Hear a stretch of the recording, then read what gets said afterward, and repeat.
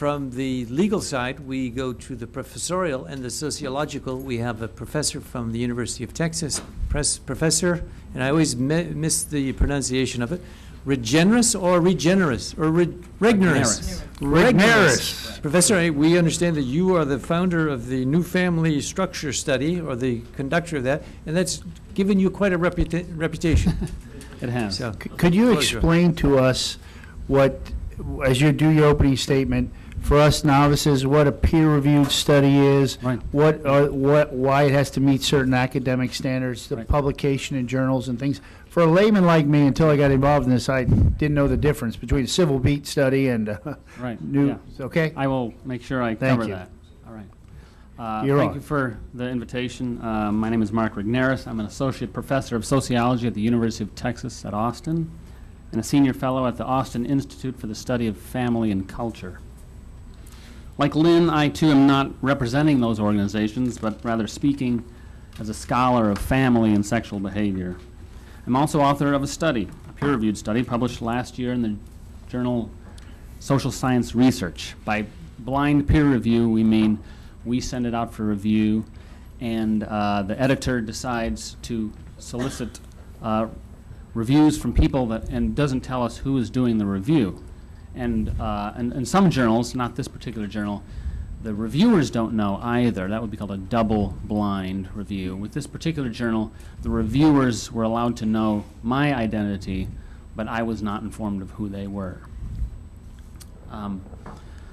So that journal was, article was published last year. It evaluated adult children who reported a parent who had had a same-sex romantic relationship. While I can affirm firsthand the terribly politicized environment of doing social science research in this area, I can also inform you that progress is being made in the social science scientific study of same-sex parenting. We are learning more about diverse household arrangements. Indeed, only in the last 3 years have we witnessed the publication of peer-reviewed studies that assess children's outcomes of having lived in a same-sex household or having witnessed the same-sex relationship of a parent using data from large, nationally representative samples. Sociologists would call those kinds of samples gold standard, the benchmark against which studies typically are measured. So 3 years, which has generated 3 large-scale studies: the United States Census, Canadian Census, and the New Family Structure Study, which I was principal investigator for. Virtually everything that came before that were studies of either small groups of people or groups of people who wanted to be studied and signed up to be evaluated. Not exactly the kind of data that return objective information and can tell us what's going on in the population at large. Indeed, small studies are often unable to even detect genuine differences that exist between groups. That is not ideal for science in this domain. But that was the case up until about 3 years ago, when larger studies were undertaken, one of which I oversaw myself. So what have we learned from those large nationally representative data sets?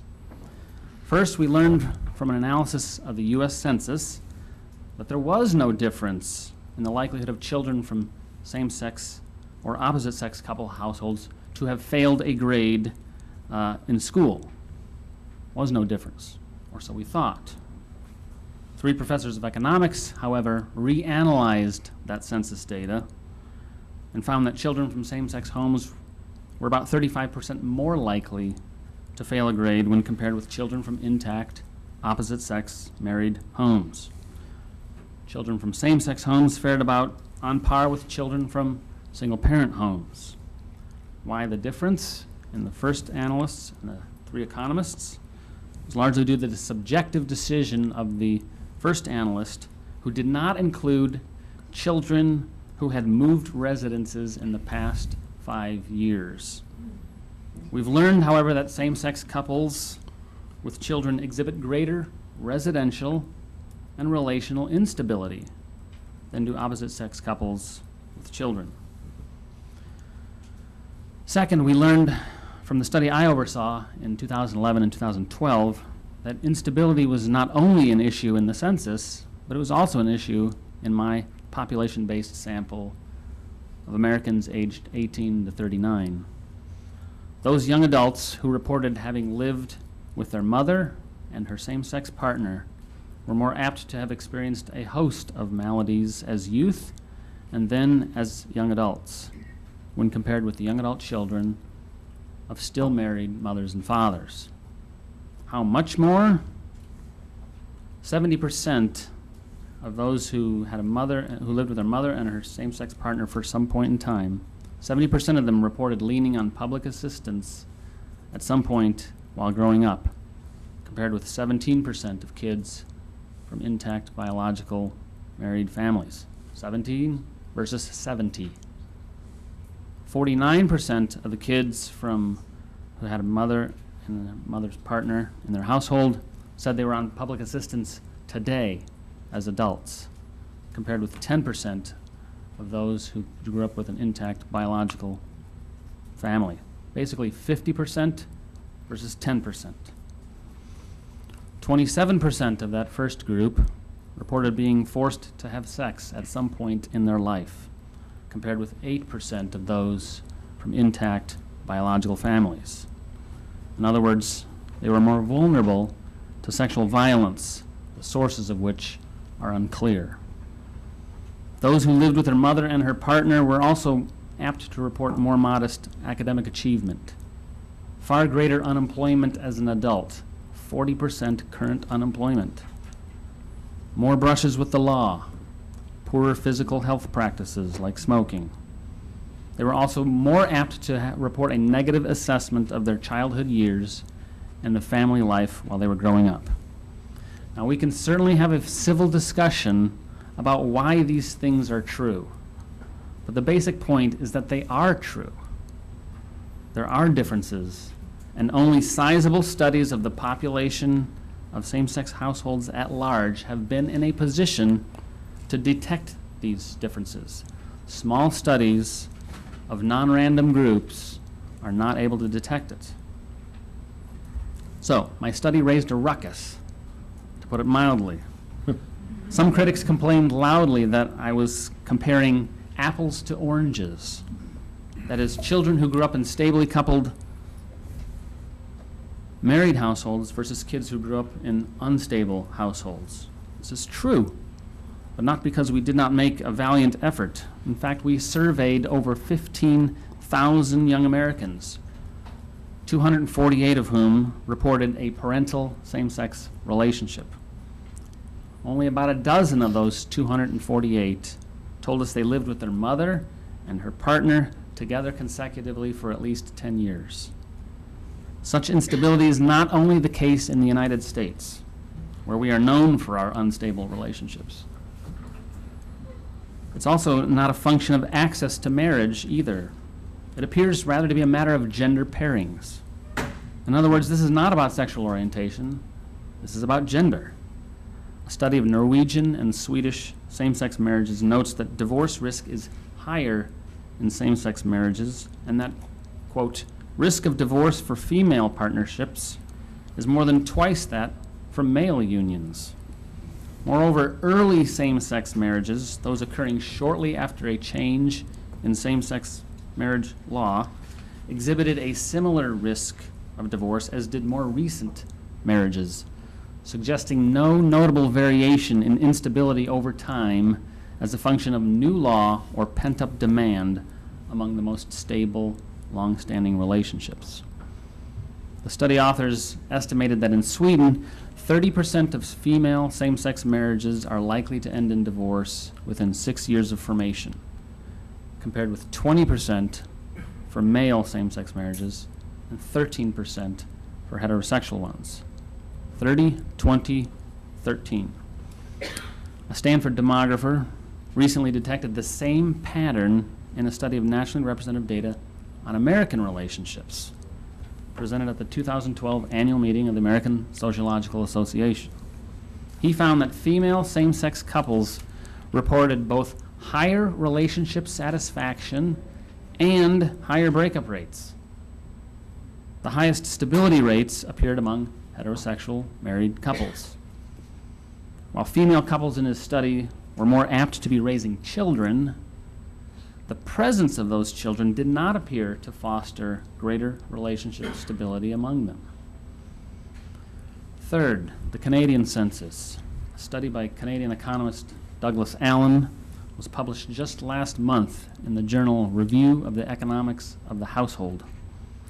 It revealed that the children of gay and lesbian couples are only about 65% as likely to have graduated high school as the children of married, opposite-sex couples.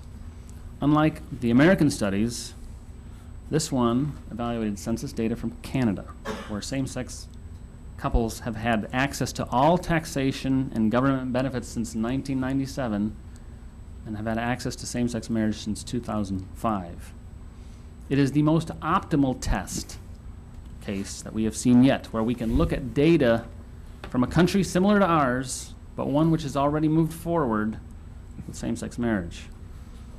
The study reveals that the children of married, opposite-sex families have the highest graduation rate compared to the other types of households. On the other hand, children of lesbian couples have a low graduation rate compared to other types. In between those two are the children of the other four types: common law couples, gay couples, single mothers, and single fathers. The most unique aspect of Professor Allen's study, however, is its ability to distinguish gender-specific effects. So although the children of same-sex couples fared worse overall, the disparity is unequally shared. Boys fared better, that is, they're more likely to graduate high school. Boys fared better in gay couple households than in lesbian households. For girls, the opposite was true. They fared better in lesbian couple households than gay couple households. Thus, the study not only undermines the claim of no differences, it also questions scholarly assertions that moms and dads are interchangeable. They may not be as interchangeable as a lot of people like to think. So, three general conclusions from the social sciences here. First, there is reason for concern. While same-sex households with children are a small population to study, we're talking a minority and then a minority of a minority, those who have children. Most studies are hindered in making strong claims for that very reason. It's a difficult population to locate randomly. But what we've seen in large-scale studies from the US, Canada, and Europe suggests there are reasons to be cautious about very confident claims that the children are just fine, and that same-sex and opposite-sex couples experience identical household and relationship dynamics. It appears that they may not. Second, gender matters. It matters for relationships. It matters for children. Moms and dads may well be unique in their influence on children and not interchangeable. Sometimes the folk wisdom about a mom and a dad is correct. They are different. Legal efforts to refer to a mother, to a woman as a father or a man as a mother are nonsensical. Third, there is a great deal that we do not know. The social science of same-sex parenting is quite young and subject to significant limitations about what can be known. It is possible that in reality, social reality, there really are two gold standards: a stably coupled opposite-sex married family and stably coupled lesbian and gay households. But no population-based sample analyses has yet widely confirmed the presence of the latter. Moreover, a lot of what we knew up till 3 years ago was about soft outcomes, like how parents share household tasks, parental opinions of their children's development, and how children feel towards their mother or father. It's no revelation that parents of all sorts are proud of their children, and that kids love their parents, no matter what. But nobody here is interested in splitting up families that already have children. So let's not make this into something it's not. Indeed, states already recognize the rights of adults to do as they please in their personal relationships.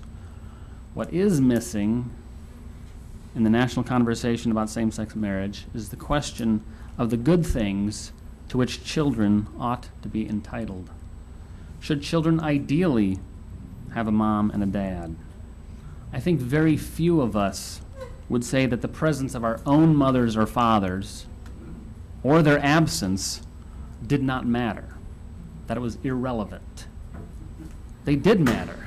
They are relevant. It seems like a modest request, a mom and a dad. It used to happen pretty naturally. We didn't have to think about it or legislate toward that end. That's because marriage has long served as the legal means by which children are united to their biological mothers and fathers, and thus poised for optimal development. Now, all of us here can recognize that those biological ties between mothers, fathers, and children can be broken, sometimes with intention, sometimes by accident, through the death of a parent, sometimes by necessity, in order to protect a child from a parent, all through no fault of that child. A good society struggles over the ways by which communities ought to manage broken kinship ties.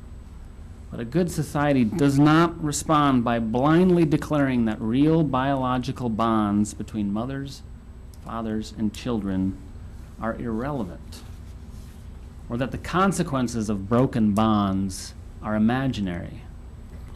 They are relevant. They aren't imaginary. All other arrangements are a concession and have long been understood as such. With so many significant outstanding questions and concerns about whether children develop as well in same-sex households as in opposite-sex households, it remains prudent for governments to continue to recognize marriage as a union of a man and a woman, thereby promoting what is known to be an ideal environment for raising children, rather than taking the risk that the wishes of adults are more important and more basic and fundamental than the rights of a child to a mother and a father. Thank you. Wow. Richard, do you have any questions? That was very good. Yeah.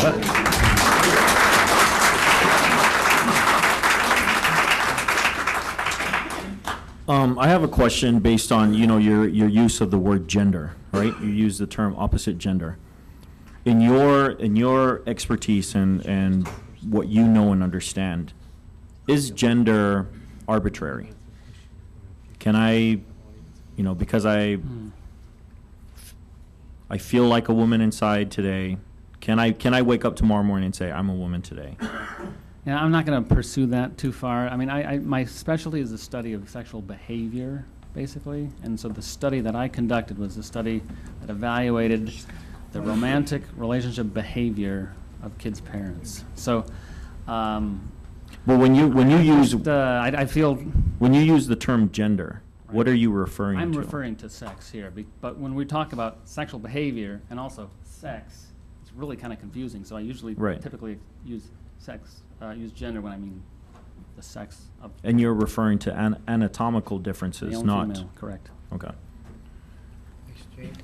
A couple of methodological questions. Sure. Generally, when you talk about dropouts or unemployment or less education, generally those are socioeconomic factors. Mm-hmm. I'm Sure. going to ask the obvious. You obviously controlled for that, or did you? I controlled in my regression analyses for mother's education, which is sort of a social class indicator, as well as the perceived income of their parents while they were growing up. So something was going, because I did my PhD at the University of Hawaii in the sociology department. Right. And the only variable that really was ever predictable was socioeconomic status. Take income and take education, you can almost predict everything and you can dissect the whole of community. Right. What is interesting here, and I want to see if I've understood it, is that when you said boys fared better when they were raised by gay men? This And- was from the Canadian census, which is not the study that I Okay, conducted. not your studies. Okay, But, correct. so you haven't verified that, but is that a phenomenon that rings to your sociological sense? Which that phenomenon? The boys fared better when they were raised in gay families than the girls who were raised in gay men families, and the girls raised in lesbian families Right. did better Right. when they had girls raised If rather I was than going boys. to predict it, that's what I would have predicted. Something's going on in the mother-father role there. What's Yeah, none of these data are poised to evaluate longitudinal sort of Okay. causation sorts of things, so we're left to largely speculate about some of this stuff. it's too new of a field, in effect. In some ways, and I mean, we think about what does the ideal study look like. The ideal study tracks lots of people over a long period of time, and we're just not remotely in a position to do that yet. I mean, the scholarship in this stuff is very new. But one of the unique things about that census analyses was it was able to, tease apart differential outcomes for kids based on their own gender or their sex and the sex of the parents they were living with, right? So it didn't surprise me that boys fare better with two men than girls did and vice versa. I mean, a lot of this has to do with sort of modeling, right? I mean, and people Looking at the seem, role modeling. yeah. So without having to get too much into why that is, suffice to say, in my line of work, I think a lot of it has to do with, is it two men, is it two women, is it a man and a woman, not so much what their orientation is, not so much sort of, is this about homosexuality or not. It's about, from my angle, gender, basically, and gender combinations. And, yeah. And stability in those relationships. There are combinations that lend themselves to greater instability, and that's been documented in the United States and in Europe. Okay, so for a legislator like myself, right, where I live, we have 79.3% of the kids in poverty. If I want to raise my community out of poverty, I mean, a lot of this, we have a lot of domestic issues, things like that. To promote raising my community out of poverty, getting kids better educated, those kinds of things. From a public policy perspective, I want to promote and enhance what type of relationship? The mother-father married relationship. The mother-father. Because they have the most at stake, and they're the least likely to leave a child, least likely to abuse a child.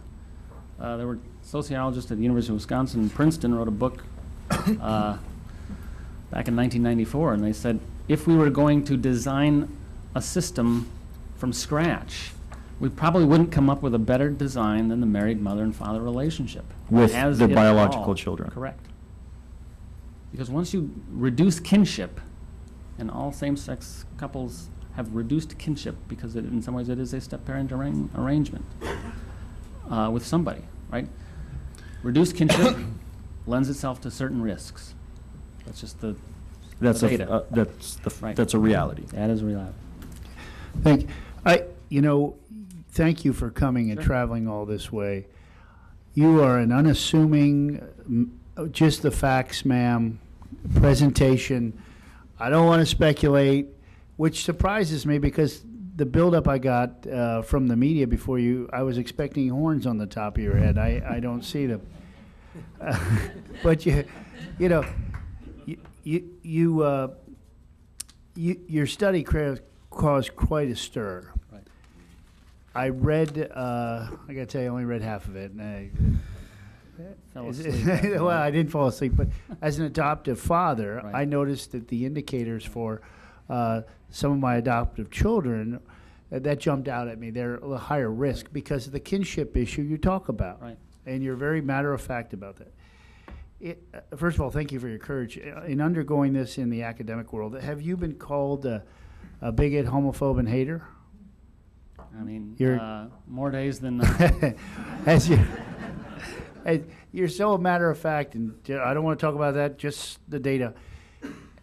You've been accused of having your numbers rigged, right? And everything under the sun. Right, but mostly that's been by people who are outside of the academy. I mean, Well, no, I mean by on the blogs. Right. Yeah, I mean, everybody, well, look at his sampling, he's done all this. I made my data public a year ago, Right, so scholars have access to it. right, and I thank you. These other studies you refer to, I'm familiar with the studies done in Berkeley with a small Right. sampling of Correct. upper income, $150,000 a year lesbian couples, like 15 of them, and the kids do fantastic. 78. Okay, so you know the study I'm talking Right. about. Yeah. And it's such a small sample. And what you're here today tell us is that we've done this huge sample, and this is what we're finding. And you're also saying this is really new. This is It is uncharted territory. I mean, one of the frustrating things in terms of the scholarly standpoint is this particular study that you're referring to has been in 19 different peer-reviewed publications. So I put forward one that really significantly contests that, and it's easy for the scholarly community to fall back and say, well, it's 19 versus 1, the overwhelming evidence. But the overwhelming evidence has come from studies of people who basically volunteered to sign up. And that's just not how social science works. And I have heard privately from plenty of social scientists, it's like, yeah, we know that that analysis has issues, but you know, this is a popular project in the wider academy. So I'm not surprised that there was less criticism of small studies of non-random samples than terrific criticism I received for a random sample, nationally represented, talked to 15,000 people. So 15,000 people, nationally representative sample. And would you agree with the statement that all things being equal, based on your data, that a child does best with a loving mother and father in a married, long-term committed relationship? we certainly know that, right? But what we don't know is how many stably coupled same-sex households there are, and what the children from them look like, because despite our best efforts, we haven't been able to get enough of them randomly to take a closer look. Okay. So that's part of the problem of surveying small populations and minorities of those populations who are actually parents, because less than half of them are parents on average. So new science, I think you should go with what you know. Thank you. Anything else, guys? One last question. This is what makes the biological ties so strong? Because this is, and I've heard this. I don't know if this is like an official study, but like, no matter how much you don't like a family member, right? And if they're in a burning house with a bunch of your friends, the natural inclination is you're still going to go rescue your family member first before you rescue any non-related. I feel that way about my brother, you know, except maybe I might prove that study wrong. You know, sometimes I get some days with my older brother, I feel like, you know, let it burn. But I don't you know, someday there is something about those, what is it with biological connections that make them so strong? There's a variety of speculation about this. Probably the most significant comes from the evolutionary psychology side. That these, you know, kinship is rooted in the genes, and we have long-term stable interests in seeing ourselves and our families continue.